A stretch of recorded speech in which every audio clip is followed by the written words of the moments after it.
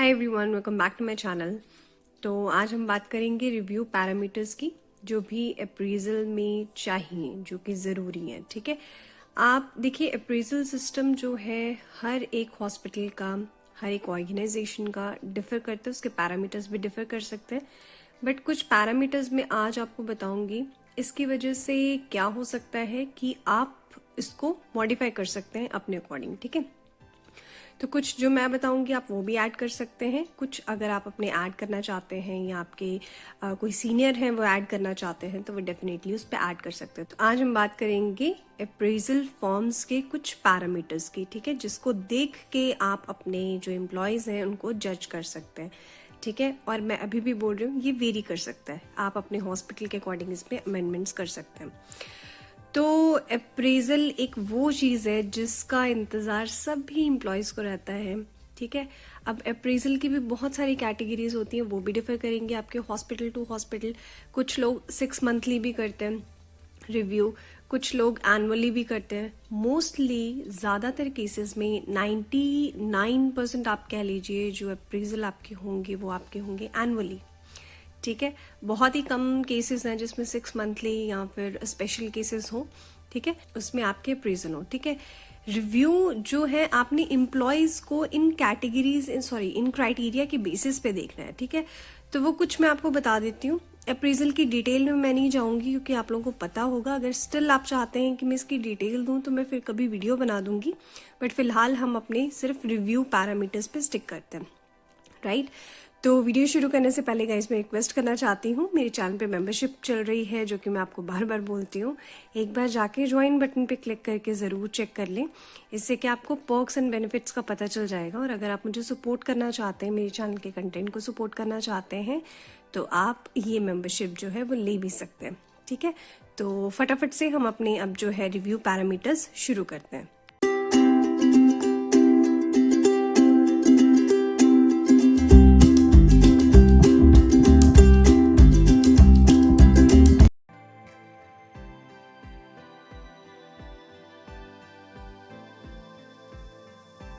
तो सबसे पहले जो चीज़ आपकी देखी जाती है दैट इज़ पंक्चुअलिटी। पंक्चुअलिटी जो है वो हर जगह किसी भी ऑर्गेनाइजेशन में आप जाएंगे तो स्टाफ में ये चीज़ तो सबसे पहले देखी जाती है। ठीक है, तो पंक्चुअलिटी जो है वो आप पहले नंबर पे लिख सकते हैं। आप अपना रिव्यू पैरामीटर्स जो है वो पंक्चुअलिटी को ले सकते हैं।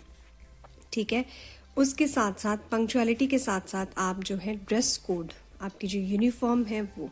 ठीक है, तो आप ड्रेस कोड एंड जो आपकी पंक्चुअलिटी है उसको आप रिव्यू पैरामीटर्स में कंसिडर कर सकते हैं। सेकंड जो है दैट इज़ ट्रस्ट वर्दी है पर्सन या डिसिप्लिन है। देखिए ट्रस्ट वर्दी जो है वो आपको टाइम टू टाइम पता चलेगा। आप किसी भी पर्सन को फर्स्ट नज़र में देख के ये नहीं कह सकते कि वो ट्रस्ट वर्दी है कि नहीं। ठीक है, इसीलिए ट्रस्ट वर्दी ये जो पैरामीटर है ये आपको टाइम के साथ साथ पता चलेगा। आपके पास पूरा 1 साल का टाइम है, तो आप अपने स्टाफ को जो है वो जज कर सकते हैं। उसके अलावा जो है वो डिसिप्लिन आता है। ठीक है, कि आपका जो स्टाफ है वो वेल मैनर्ड है कि नहीं, डिसिप्लिन वे में है कि नहीं। ठीक है, ये जो रिव्यू पैरामीटर्स हैं आपको साल लग जाएंगे इनको अच्छे से जज करने में। तो आप एक काम कर सकते हैं कि एम्प्लॉयज़ का, हर एक एम्प्लॉय का, चाहे आपके 100 एम्प्लॉयज़ हों, 120 एम्प्लॉयज़ हों, एक फॉर्मेट रेडी करके रखिए। सिर्फ आप नाम चेंज कर सकते हो ऊपर का, कि नाम जैसे लेट सपोज ए नाम किसी और का है, बी किसी और का है। आप एक फॉर्मेट क्रिएट करके रखिए और सभी के नाम चेंज कर करके उसमें एडिटिंग मीन्स आप कर सकते हैं। ठीक है, तो सेकंड जो है दैट इज़ हमारा जो डिसिप्लिन है और ट्रस्टवर्दी है। राइट, तो मैं पैरामीटर्स लिख रही हूँ। फॉर्म आप बना सकते हैं तो बना लीजिए, अगर नहीं बना सकते हैं तो मैं देखूंगी कि मैं आगे जो वीडियो है उसमें बना के आपको फॉर्म भी दे दूँ कि फॉर्म किस तरीके का बनेगा। फिलहाल हम जो पैरामीटर्स है उस पर स्टिक करते हैं। तो सेकेंड जो आपका पैरामीटर है that is trustworthy and disciplined.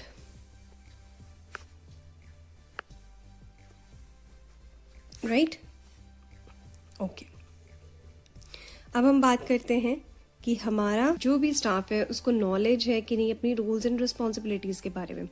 ऐसा ना हो आप उसको काम दे रहे हैं हार्डवेयर का, वो काम कर रहा है सॉफ्टवेयर का। ठीक है, या आप उसको दे रहे हैं काम क्वालिटी मैनेजर का, काम वो करता है HR मैनेजर का। राइट, तो जो रोल्स एंड रिस्पॉन्सिबिलिटीज़ हैं पर्सन की वो भी उसको पता हो। तो जो थर्ड पॉइंट है आपका कि रोल्स एंड रिस्पॉन्सिबिलिटीज़ जो है वो आपके स्टाफ को पता हो। ओके, तो ये हमारी रोल्स एंड रिस्पॉन्सिबिलिटीज़, राइट। तो 3 तो हमारे हो चुके हैं। उसके अलावा आप देख सकते हैं कि टीम मेंबर्स के साथ आपके स्टाफ का बिहेवियर कैसा है। ठीक, जैसे अगर मान के चलिए अब मैनेजमेंट में ही कितने सारे लोग होते हैं, ठीक है। अगर आपका जो स्टाफ है मैनेजमेंट के साथ ही मिलके काम नहीं करेगा, अलग अलग काम करेगा या कुछ भी इंफॉर्मेशन नहीं देगा तो वो नहीं चलेगा ऐसे, ठीक है।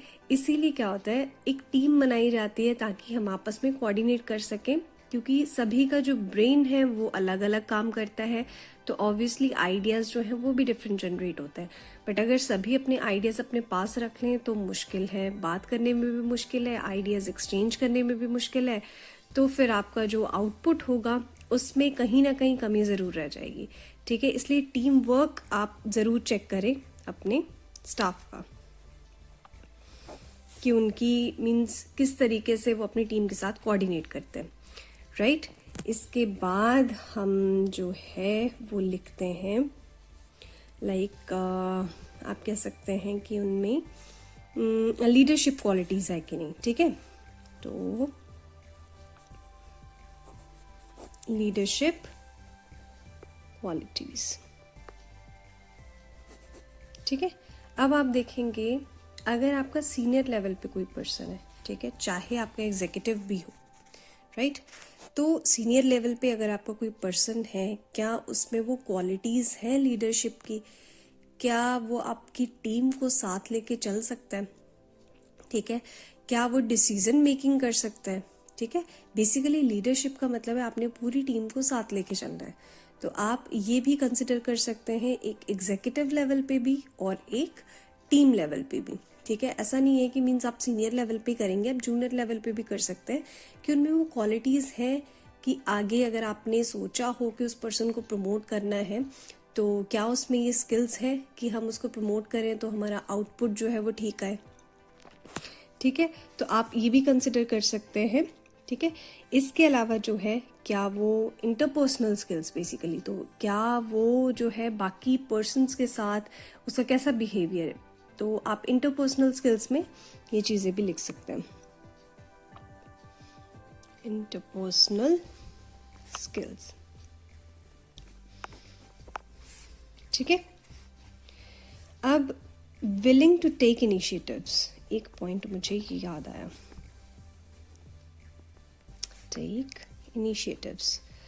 अब विलिंग टू टेक इनिशिएटिव्स में क्या है, अगर हम किसी पर्सन को काम देते हैं तो क्या उसकी इच्छा शक्ति है कि हाँ वो मीन्स उस काम को आगे तक लेके जाए, ठीक है। या फिर कोई भी काम जो है, जैसे लेट्स सपोज आपने कोई पर्सन को काम दे दिया, आपने अपने स्टाफ को काम दे दिया, क्या उसमें उसको करने की इच्छा है कि हाँ मैं उस काम को आगे तक लेके जाऊंगा, और हम उसको वो काम करने के लिए हम क्यों कोई न्यू आइडियाज़ जनरेट करें, कुछ सजेशंस दें, कुछ फीडबैक्स लें, ठीक है। क्या उनमें ये काम करने की क्षमता है, क्या वो इनिशिएटिव ले सकते हैं, ठीक है। तो that could be one point जो मुझे जस्ट अभी याद आया। एक पॉइंट आप और ले सकते हैं ग्रूमिंग का, ठीक है। आपका पर्सन जो है वो बहुत ज़्यादा एजुकेटेड है बट उसको ग्रूमिंग, पर्सनैलिटी डेवलपमेंट बेसिकली, ठीक है, उसके नेल्स बढ़े हुए हैं, उसके बाल बिखरे हुए हैं, ये जस्ट छोटे छोटे डेली के मैं एग्जांपल दे रही हूँ ताकि आप लोग को समझ आ जाए। तो जैसे बाल बिखरे हुए हैं, नेल्स कटे नहीं हैं और शर्ट्स आपकी बाहर निकली हुई हैं, है ना, तो ये जो चीज़ें हैं ना वो देखने में बहुत गंदी लगती हैं, चाहे जितना मर्जी पर्सन जो है वो नॉलेजेबल हो। तो आपका जो है फर्स्ट इम्प्रेशन ऐसा होना चाहिए, इवन आप इंटरव्यू भी जब देने जाते हैं तो आपका एक पॉइंट ये भी होता है कि आपकी ओवरऑल पर्सनालिटी क्या है, ये आपकी पर्सनालिटी भी मैटर करती है, ठीक है। नॉलेज तो चाहिए ही चाहिए बट वो पर्सन खुद को हैंडल कर पा रहा है कि नहीं, ठीक है। तो फिर ग्रूमिंग जो है आप ये भी एक पैरामीटर ले सकते हैं, राइट। अब देखिए गाइज, कमेंट में ये मत कहना इससे भी ज़्यादा हो जाएगा, ये है वो है, तो मैं आपको पहले ही बता रही हूँ कि आप इसमें ऐड भी कर सकते हैं और इनमें से जो नहीं भी चाहते डिलीट भी कर सकते हैं। ये कम्प्लीटली आपके हॉस्पिटल की पॉलिसी पे डिपेंड करता है, राइट। आपकी HR पॉलिसी क्या कहती है, ठीक है, ये इस पे डिपेंड करता है। तो आप इसको ऐड करें, डिलीट करें, ये आपकी मर्जी है। राइट।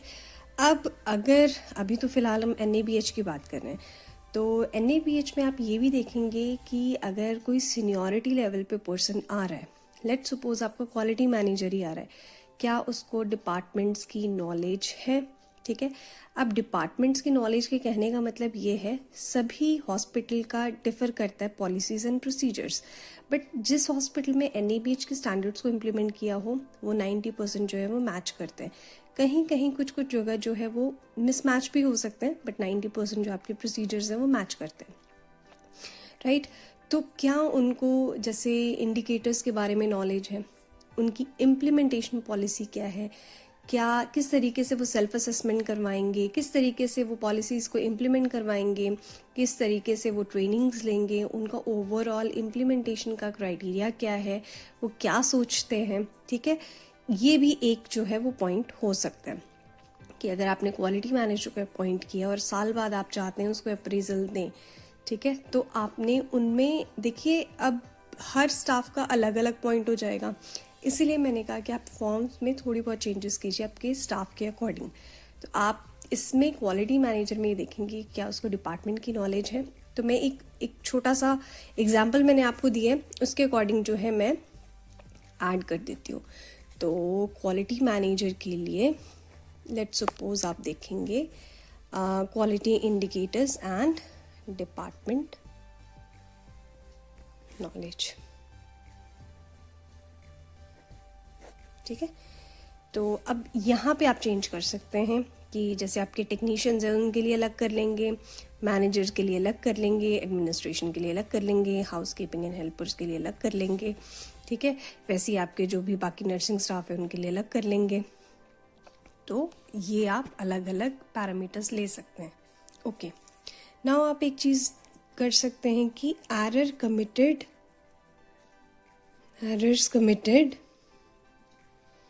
During work. इंसान है, सभी से गलतियाँ हो सकती हैं, ठीक है, बट कोई भी काम ऐसा आपका ना किया हो जो ब्लंडर में कन्वर्ट हो जाए, ठीक है। एरर का मीन्स आपने फर्स्ट टाइम कोई गलती की, एक्सेप्टेबल, सेकंड टाइम की, एक्सेप्टेबल, थर्ड टाइम की, एक्सेप्टेबल का मीन्स वार्निंग देके छोड़ दिया, ठीक है, और थर्ड टाइम की तो वहाँ पे आप जो है एक्शन लेंगे, ठीक है। तो एरर कमिटेड ड्यूरिंग वर्क, तो कोई भी काम, जैसे आप एक एग्जांपल मैं आपको देती हूँ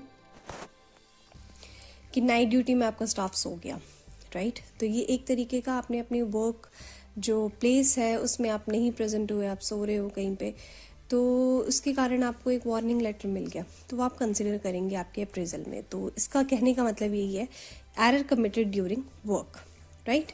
तो ये आई होप आप समझ गए होंगे। ये जस्ट मैंने एक जनरल सा आपको एग्जांपल बताया नर्सिंग स्टाफ की स्लीपिंग पैटर्न को लेके, राइट। अब आप कर सकते हैं जैसे देखिए NABH हॉस्पिटल में ट्रेनिंग्स तो होती हैं, ठीक है। तो ट्रेनिंग्स में आपका स्टाफ किस तरीके से परफॉर्म कर रहा है, तो अब मैं NABH की बात कर रही हूँ तो कुछ पैरामीटर्स तो मेरे NABH से मिलते ही होंगे, ठीक है। तो आप ये देखेंगे कि जो आपकी ट्रेनिंग है, आप ट्रेनिंग लेते हैं आपके फर्स्ट चैप्टर की, सेकंड चैप्टर की, थर्ड चैप्टर की, ठीक है, सभी चीज़ों की आप ट्रेनिंग देते हैं। क्या आपका स्टाफ उसको सुनने में विलिंग है, क्या उनको बोरियत फील हो रही है, ठीक है, या आप जब क्वेश्चन या आप इंटरेक्शन जब करते हैं क्या वो पार्टिसिपेट करते हैं उस चीज़ में। अगर नहीं करते हैं that means they are not active और उनको कुछ सीखना भी नहीं है। अब किसी ने मुझसे क्वेश्चन किया था कि क्या हम ये सारी चीज़ें इम्प्लीमेंट करते हैं, तो डेफिनेटली मेरा आंसर जो है वो 100% येस है कि आपको ये सारी चीज़ें इम्प्लीमेंट करनी पड़ती हैं। ओह माय गॉड, ये कितना मेसी हो चुका है। एनीवेज, आपको समझ तो आ रहा है ना जो मैंने आपको बताया है, जो भी मैंने पैरामीटर्स लिखे हैं ये आपके चेंज भी हो सकते हैं गाइस। तो मैं बार बार पता नहीं इस वीडियो में मैंने कितनी बार रिपीट कर दिया। तो इसमें आपने ऐड करना है तो आप ऐड कीजिए, आपने डिलीट करना है तो आप डिलीट कीजिए, बट कुछ आपको मैंने रिव्यू पैरामीटर्स बता दिए जो आपको अप्रेजल में बहुत काम आएंगे। ऐसे तो आप बहुत सारी चीज़ें ऐड कर सकते हैं, लाइक मोबाइल फ़ोन आपका जो स्टाफ है वो यूज़ कर रहे हैं नहीं, ठीक है, आप सीनियर्स की बात मान रहे हैं कि नहीं, ठीक है, और टाइम पे आना वो तो मैंने आपको बता दिया, ठीक है। इसके अलावा जो है सीनियर्स के साथ बिहेवियर कैसा है उनका, ठीक है, जूनियर्स के साथ बिहेवियर कैसा है उनका। तो बहुत सारी छोटी छोटी छोटी चीज़ें आप जो है वो ऐड कर सकते हैं, ठीक है। आपके जैसे अगर पॉलिसी है आपके टेस्ट की, अगर आप अप्रेजल के टाइम पे टेस्ट लेते हैं, असेसमेंट करवाते हैं, ठीक है, तो आप वो चीज़ भी ऐड कर सकते हैं कि हमारे असेसमेंट में कितने नंबर स्कोर किए, ठीक है, तो वो भी आप एक ऐड कर सकते हैं, ठीक है। तो इसलिए मैं बोल रही हूँ ये वेरी करता है हॉस्पिटल टू हॉस्पिटल, कुछ असेसमेंट करके कर लेते हैं हॉस्पिटल्स और कुछ जो है डायरेक्ट हर एक जो है उनको असेस करते रहते हैं, ठीक है। तो बेसिकली असेसमेंट का मतलब भी यही है कि आपने उनकी नॉलेज को जज करना है कि उनको कितना काम आता है। तो प्रोबेशन में ऑब्वियसली आप उनको ऑब्जर्वेशन में रखते होंगे और काम सिखाते होंगे, तो वो काम उनको कितना आता है वो भी बहुत मैटर करता है, वही इवन मैटर करता है, ठीक है, कि उनको काम कितना आता है। तो ये चीज़ें आप ऐड कर सकते हैं छोटे छोटे जो मैंने आपको बताया, ठीक है। और जब भी उनका ओवरऑल जो है आपके हॉस्पिटल में ओवरऑल जितनी भी जर्नी उनकी अभी तक रही है, कैसा बिहेवियर रहा है throughout this whole journey की 1 ईयर की जर्नी में, कैसा बिहेवियर रहा है, ठीक है। ऐसा तो नहीं है कि जब अप्रेजल होने वाला होता है तो बहुत अच्छे हो जाते हैं और जब पता है कि अप्रेजल लगना नहीं है या फिर कम मिलेगा उस टाइम उनका बिहेवियर ही चेंज हो जाता है ना।